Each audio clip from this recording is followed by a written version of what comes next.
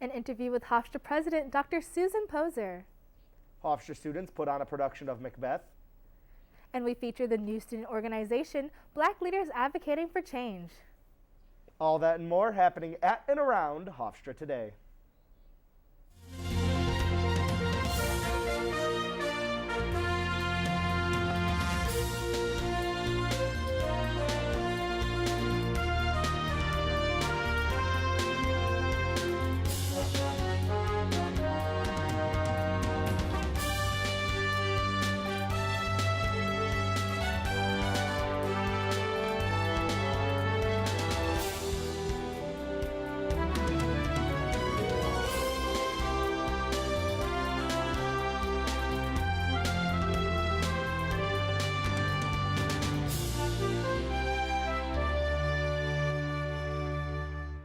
Good afternoon and welcome to Hofstra today. I'm Max Sacco. And I'm Gabe James. Well, everyone, you heard them say it first. Gabe James, my new co-anchor for the 2021-22 year.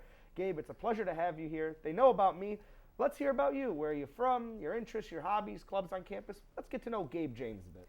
Well, I'm so happy to be here, Max. So I am a junior double major, BFA in psychology. I am from sunny Oakland, California.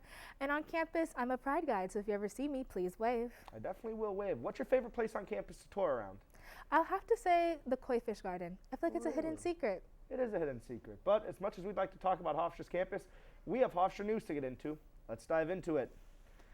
Mark your calendars, Hofstra students. A week from today, Wednesday, October 13th, we will be following a conversion day schedule following a Friday schedule.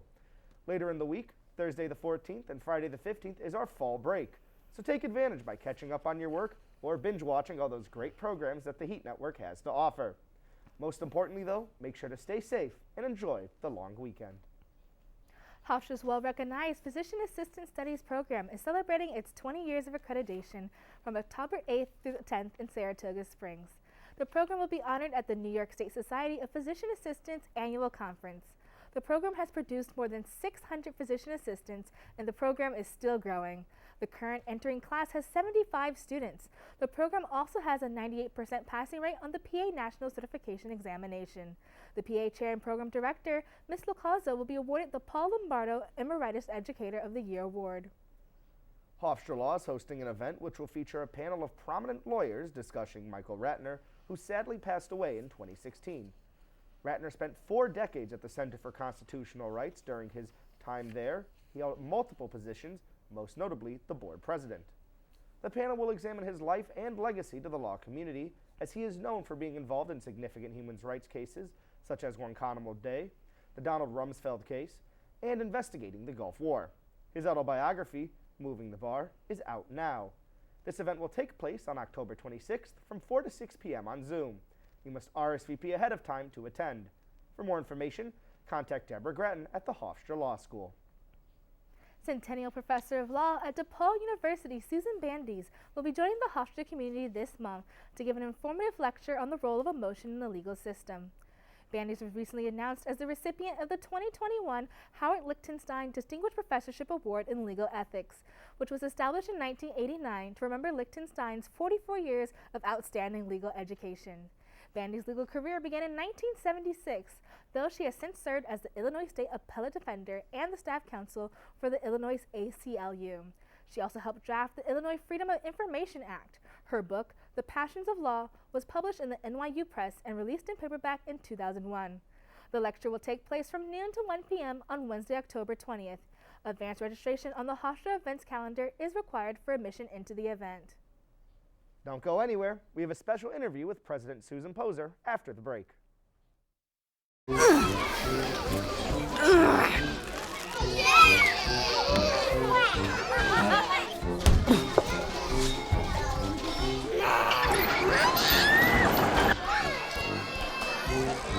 If you love them enough to crawl into a play place to get them to come down,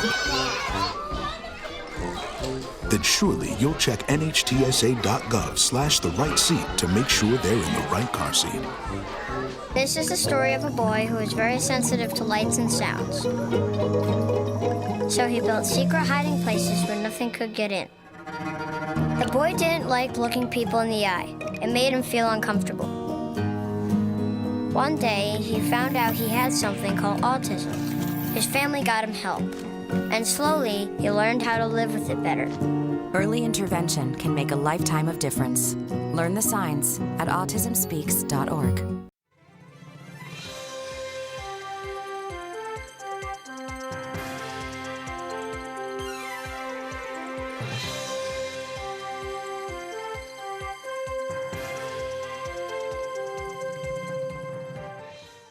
Welcome back to Hofstra Today. Tomorrow, October 7th, Bhaskar Sunkara will be giving a lecture on the future of democratic socialism after the eventual passing of Senator Bernie Sanders. Sunkara is the author and founding editor of Jacobin magazine. The event will run from 1 to 2:25 p.m. at the Guthrie Cultural Center Theater in the Axon Library on South Campus. Sunkara's lecture will be open to the public but requires advance registration for attendance. Hofstra's Office of Intercultural Engagement and Inclusion is hosting a film screening for the movie Indian Horse. This movie follows the story of Native Canadian Saul Indian Horse as he faces racism in the 1970s. Saul works through alcoholism and stereotypes as he works on his athletic career as a hockey player. The screening will be followed by a Q&A session with a member of the Cheyenne River Lakota Nation of South Dakota.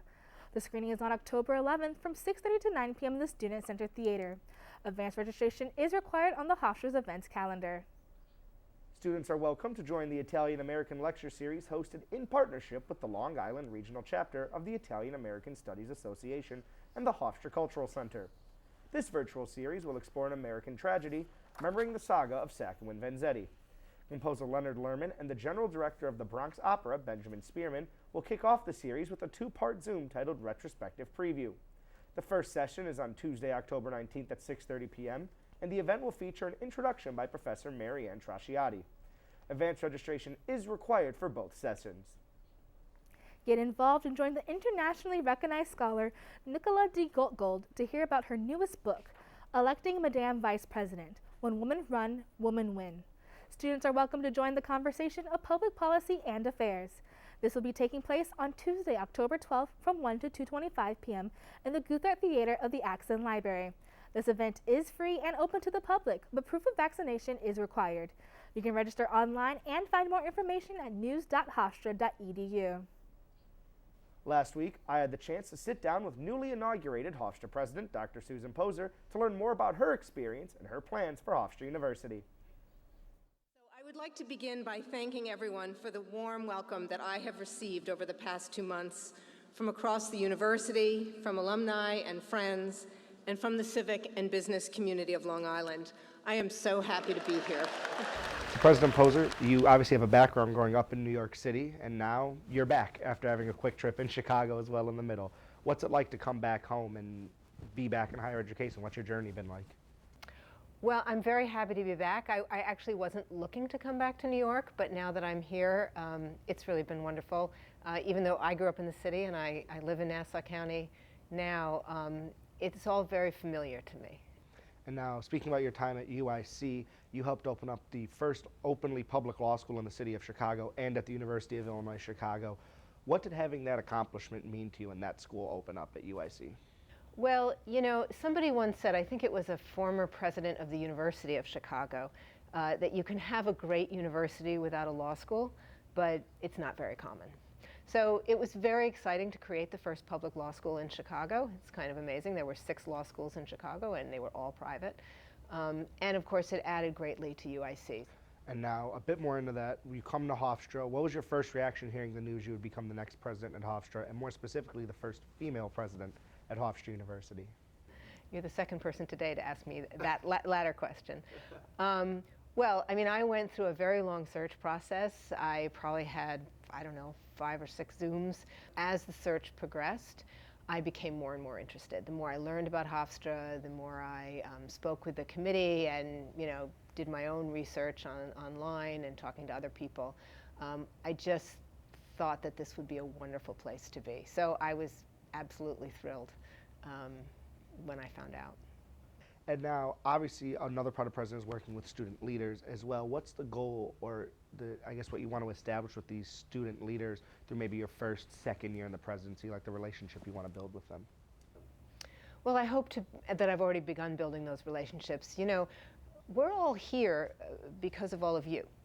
We're here for the students. This is you know, an educational institution. But I think it's absolutely critical for particularly leaders in higher education to spend time with students, to be constantly reminding themselves of why they're here, and also to hear perspectives about the university, what's going well, maybe what is not going as well, and to hear them directly from the students. The students really just seem very happy, which isn't to say everything is perfect, but it really does seem like a place that is, you know, where students feel sort of nurtured and given opportunities.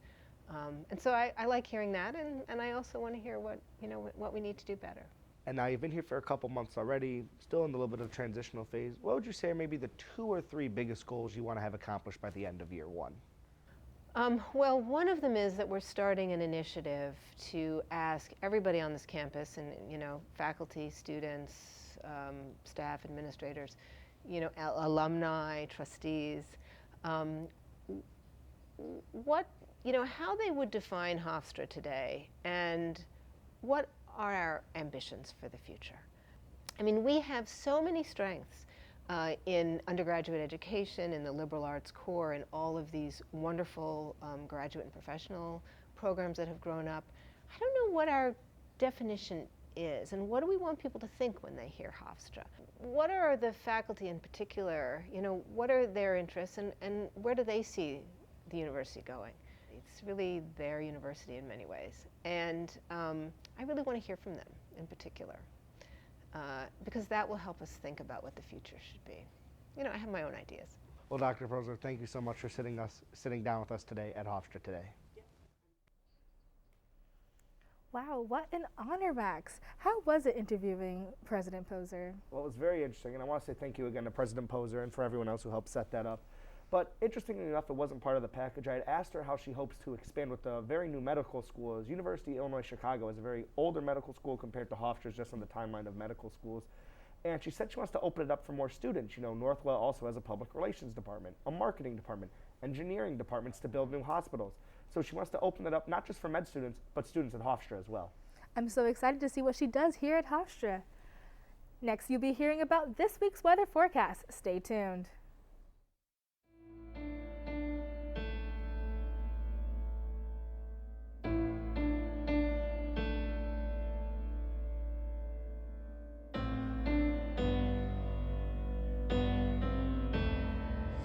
This is where you rise, this is where you shine, this is where you become the greatest of all time. History in the making. This is history in the making. History in the making. Vote for your life. Hey, this is Kevin Love from the Cleveland Cavaliers. At times, life can feel scary, and we can get overwhelmed by anxiety. Mindfulness can help you get through these tough times. My nonprofit is partnering with Headspace to offer free content to help you stress less. It's as easy to do as this. Take a big, deep breath in through the nose, out through the mouth. In and out. Head to kevinlovefund.org/headspace and be kind to your mind.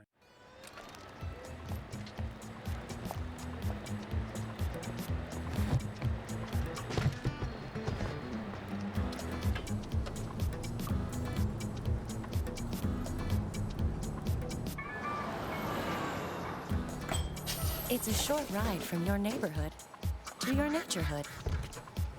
To find a neighborhood park or green space near you, visit discovertheforest.org. Page 4 that the projections need to be earthquake next Thursday. Seriously? Thursday? Can't do that. This is really inconvenient. I have yoga that day. I have no time for this. So. I can't do Thursday, but I can do Friday.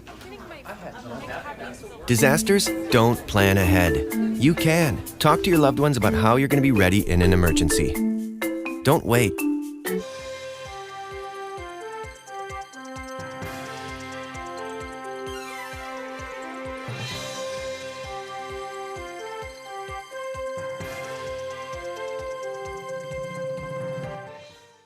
Now here's your weather update for the upcoming week from Alexa McNulty.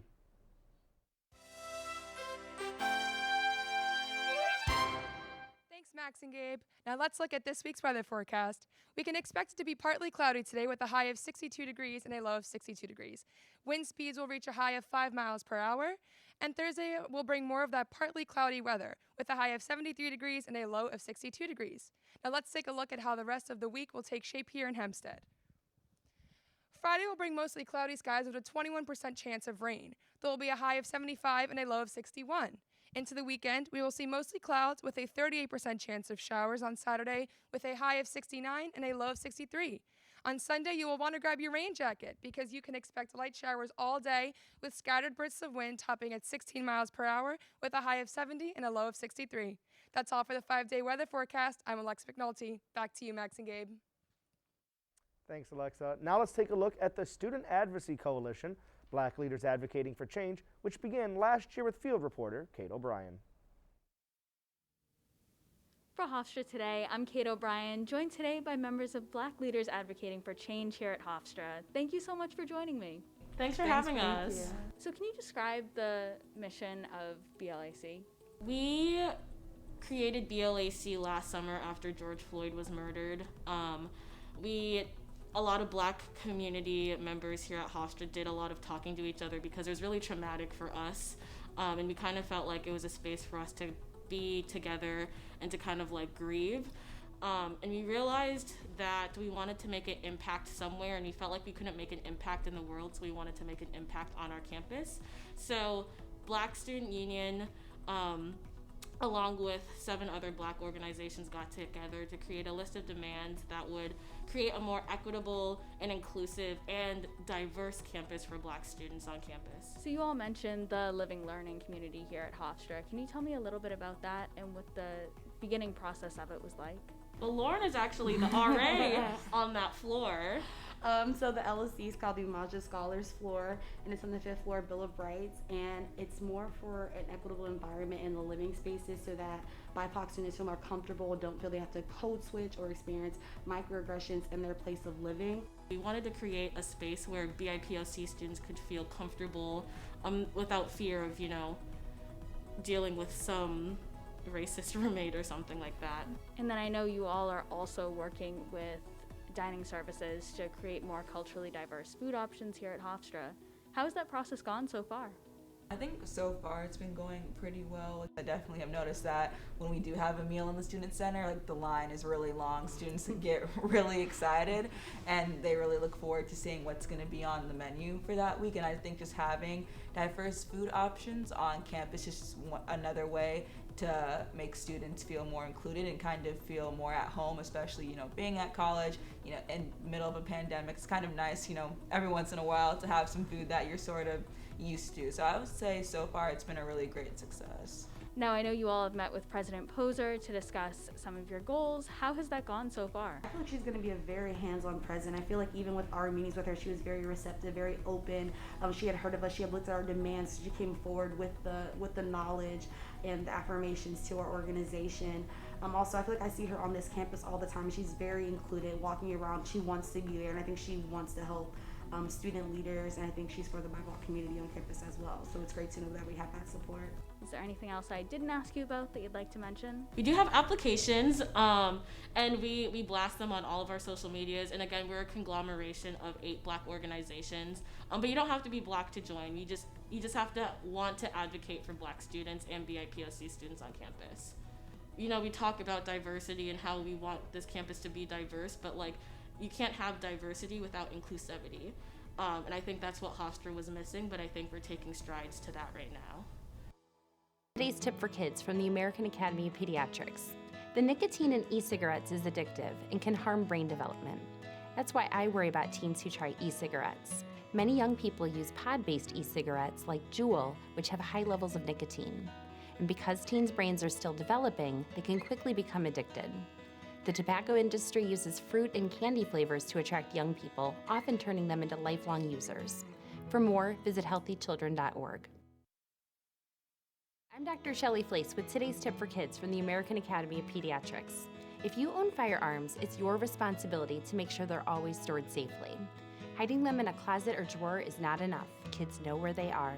Research shows the risk of injury and death is lower if guns are stored unloaded and locked up, with the ammunition locked in a separate place.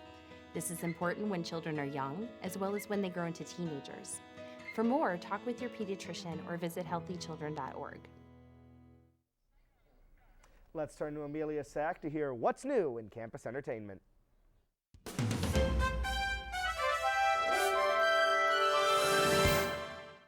On Friday, October 8th at 1 p.m., students currently in the cabaret class within the drama department will be having their first ever outdoor cabaret performance. Accompanied by Craig Coyle, the students will perform Broadway hits made famous from female pop stars like Cyndi Lauper, Sarah Bareilles, ABBA, and Dolly Parton. Bring a picnic lunch and come support the performers at the Pride Park Pavilion. On Monday, October 18th, come down to the Student Center Theater to watch the Heritage Month film screening, Nowhere. Organized by both the Lawrence Herbert School of Communication and the Office of Intercultural Engagement and Inclusion, the event is designed to celebrate Latin American Heritage Month. Indigenous peoples and the LGBTQ+ community are also showcased. From 6:30 to 9 p.m., the film is followed by a Q&A with some of the film directors. This film is free and open to the public, but advanced registration is required.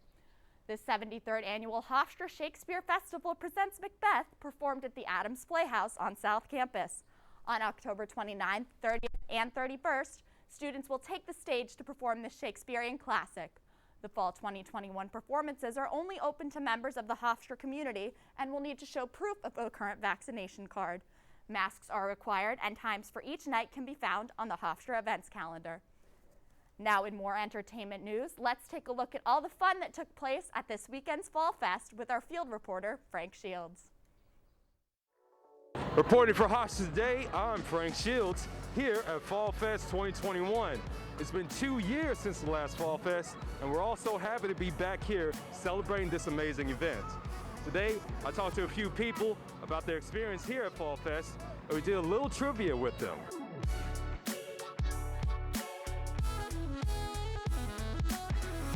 Name 3 past Fall Fest performers.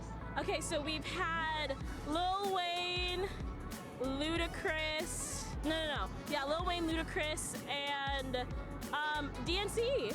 Wow, I don't think I can. I'm only a sophomore, this is my first Fall Fest. Flo Rida. H303. And then DNCE. Nice guys. Name 10 things you see here at Fall Fest in 10 seconds. Oh, that bouncy house, Milan, you! People, games, rides, The beer garden. the zipper, A tree. concert stage, bowl, trees, Cameras, security. Some of my friends, was that 10?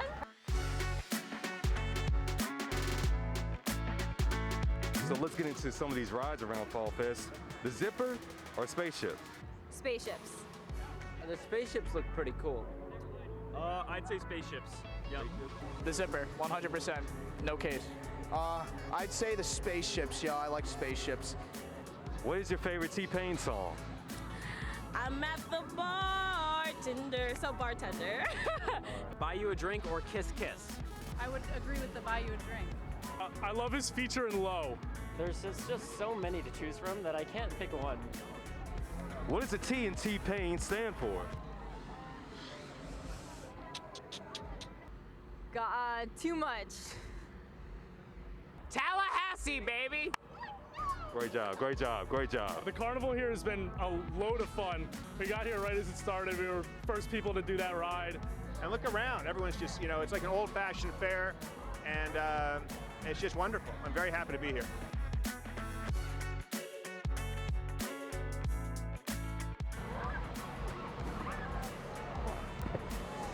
Reporting for Hofstra Today, I'm Frank Shields. Now here's your national news update with Rachel Lucier.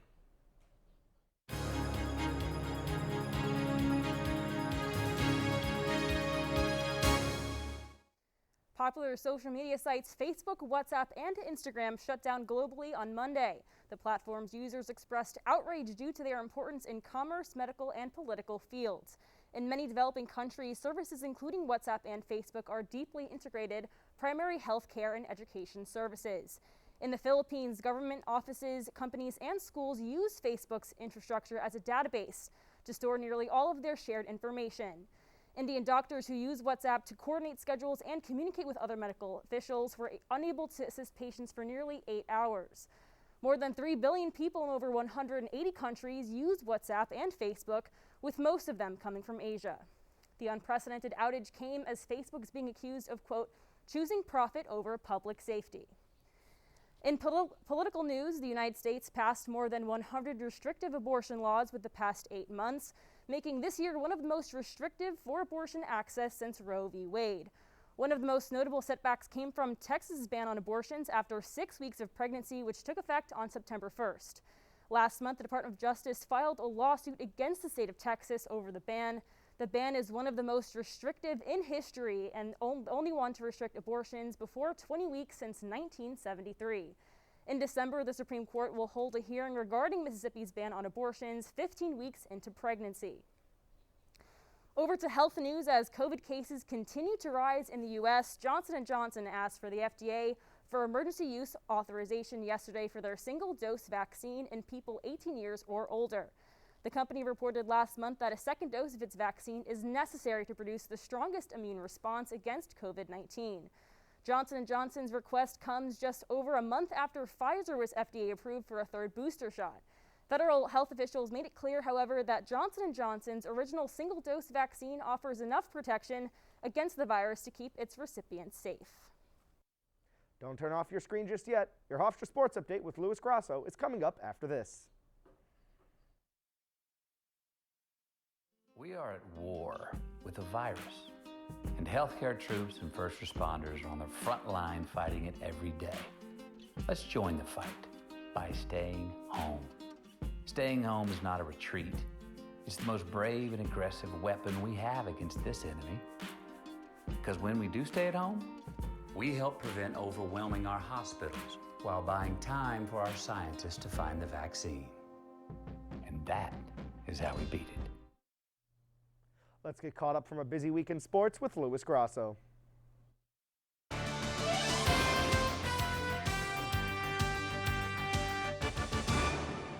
Hofstra women's soccer is starting to become the talk of the town. They are ranked 10th in the collegiate soccer coaches poll. They are currently 10-1 with 7 straight victories. On Sunday, they traveled to Harrisburg, Virginia and beat James Madison University 2-1. They come back home to Hofstra to play the University of Delaware this Thursday at 7 p.m. at the soccer stadium. Delaware has a record of 4 wins, 6 losses, and 1 tie so far this season. They're not to be taken lightly, but this is a game that the Pride should be able to take care of due to their fantastic play so far this fall. Speaking of soccer, the men's soccer team is also red hot right now. They're riding a 7-game win streak coming off a 3-1 win on Tuesday against Columbia University. According to the top drawer poll of collegiate soccer, they are ranked 22nd in the country. The Pride have a 10-1 record this season. However, the team's sole loss did come within the conference, making their CAA record 3-1. This is Coach Nuttall's 300th career win at Hofstra as they look to stay red hot with their 8th consecutive win. Sophomore Domla Tokman was named CAA Volleyball Defensive Player of the Week last week. The 6'2" middle blocker spawns from Turkey, and she has had herself quite the week with 21 blocks in 2 matches while also having 12 kills, 4 digs, and 3 service aces. She had her career best 11 blocks on Saturday versus Northeastern University. In total, she had an incredible 2.1 blocks per set and 1.2 kills per set. The volleyball team is currently 9-8 on the year and are looking forward to their next match versus William & Mary on Sunday, October 9th at the David S. Mack Physical Education Center at 1, because you do not want to miss the electric second-year middle blocker in action.